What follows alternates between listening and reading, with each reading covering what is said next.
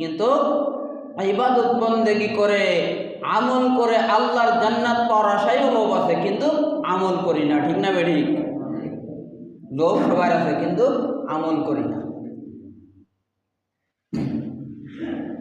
এজন্য আমার মালিক আল্লাহ পাক রব্বুল আলামিন কুরআনুল কারীমের মধ্যে বলেন, ইন্নাল্লাহা আশতারা মিনাল মুমিনিনা আনফুসাহুম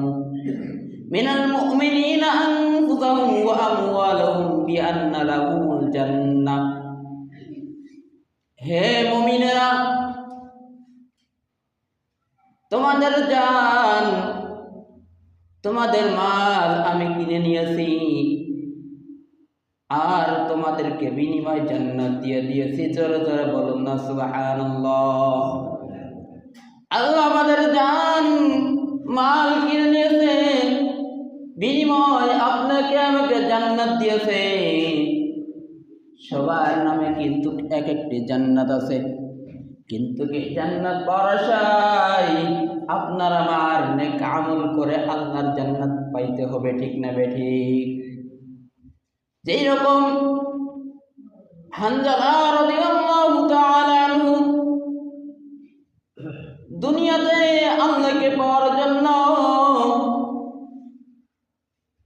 জান্নাতের আশায় জান দিয়েছিল।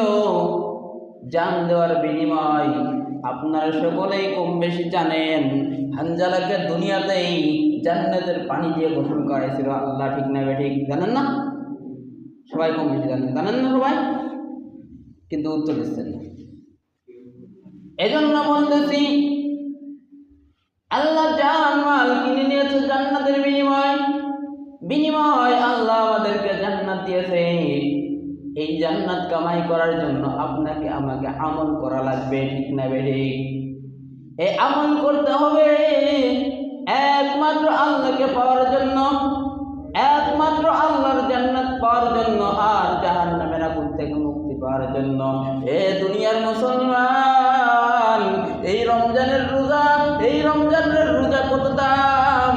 একটা রোজা যদি কেউ ওই ফরজ রোজা রাখতে পারে, আল্লাহ পাক রব্বুল আলামিন আপনাকে আমাকে আল্লাহর জাহান্নামের আগুন থেকে আপনাকে আমাকে ৭,০০০ বছরের দূরে সরায় দিবেন জাহান্নামের আগুনকে। জোরে জোরে বলুন না সুবহানাল্লাহ।